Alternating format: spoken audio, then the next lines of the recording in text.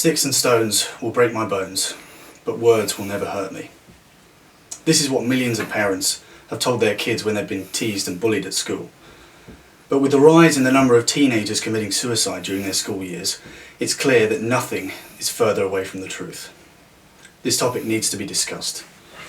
Hi, I'm Angus, and this is my friend Ben. Hi. And today we are the Two Prophets.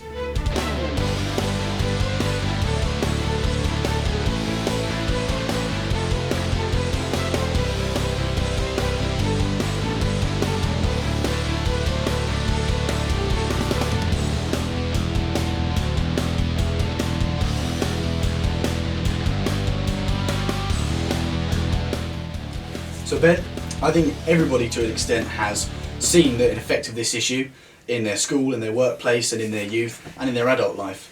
How do you think this issue can be avoided?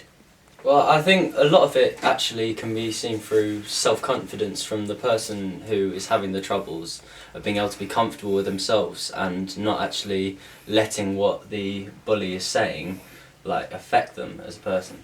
I think it's very important to actually know your own self-worth and know that actually nothing which anybody ever says about you is going to really change your personality in any way. You are yourself. I've been lucky enough to have been taught a lot about self-confidence and taught to be self-confident by my family and my friends. One place I've learnt a lot about self-confidence is from my church, my faith, and looking at the Bible. And there's a verse in the Bible that says, "You are fearfully and wonderfully made." And that's just really done loads for some of my self-confidence issues that I used to have, that actually I'm unique and I'm a person that is loved by God, if I believe in God, or by my family, and that bullies can't really have an effect on me if I know that in my heart. I also think building self-confidence is a very gradual process where you need a lot of support along the way. So Ben, I'm going to ask you, where do you get your support from? Well, personally I feel quite comfortable talking to my parents and to my friends in school, but one thing that I've always had an issue with is because my dad's a teacher, he's the chaplain at my school, I've never been able to really go to the teachers at my school, and I think there are a lot of these different issues which affect people, whether we can trust them, maybe your friends aren't actually that trustworthy, or any of those issues, and I think there's always a last resort and you can always call helplines. So you have to feel like you're never completely alone. Even if you feel like you can't talk to someone, there's always some kind of help out there. I mean, at the school which we go to, Ben and I, we're lucky enough to have a counsellor that comes in once a week, and you can talk to her in a completely confidential environment, and that's been really helpful for some people, that actually nobody else has to know. You can talk to someone who you can trust, even if the people around you, your friends, you might not feel comfortable talking to them.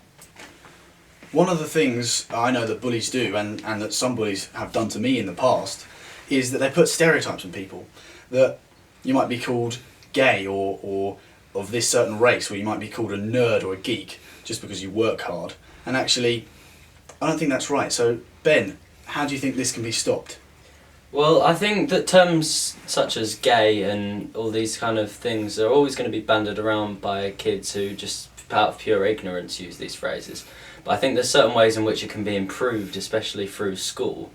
Like at our school we have PSHE lessons, which is personal social health education, which can teach people about different types of races, different sexualities, and about how things don't actually affect them as a person.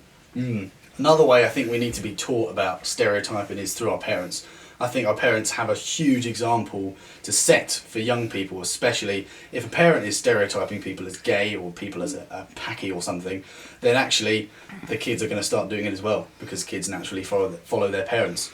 So I think that's partly another way. One of the ways I've been taught not to stereotype people is, again, through my faith and through my church. There's a lot of teachings in the Bible which tell us to treat everybody equally, treat everybody with love and with respect. And so personally, I think that's one of the ways we can improve, is use more of that teaching in our everyday lives. How about you? What do you think we can do, Ben? Yeah, I think there's also a problem with society as a whole, because there's this disgusting notion that if you see a Muslim who's got a beard and a backpack, that he's going to blow up a train or a bus. I mean, especially after 9/11 and the 7/7 bombings. And I think something especially needs to be done about this issue, because even 5 years on from 7/7 now, we're still having this issue.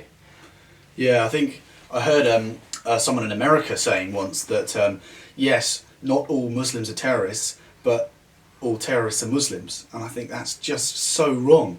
And Ben, what do you think the government can do to try and stop these opinions being infiltrated into society?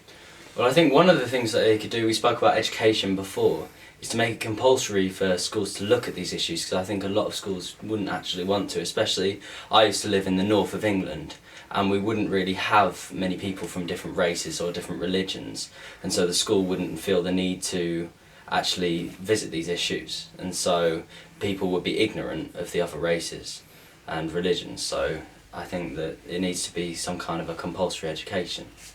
That's good. So Ben, we mentioned earlier about bullying and how people can be victimised by bullies in their school or even their workplace in their adult life. Ben, how do you think we can stop that aggression from the bullies who maybe are victimising people without realising it?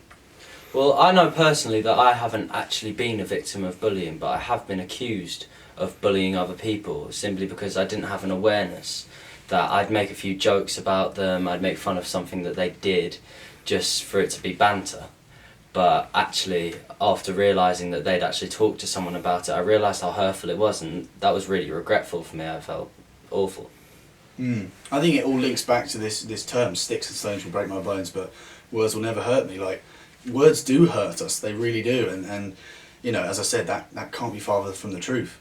So if you're feeling down, if you're being bullied, know that you're not alone, and find someone to trust, find someone to talk to, whether it's a friend or a family member or a professional. Just know that you're not alone, and there is support out there for you.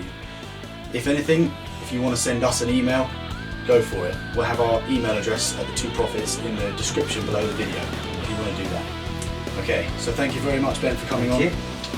This has been, I've been Angus, we're the Two Prophets. See you soon.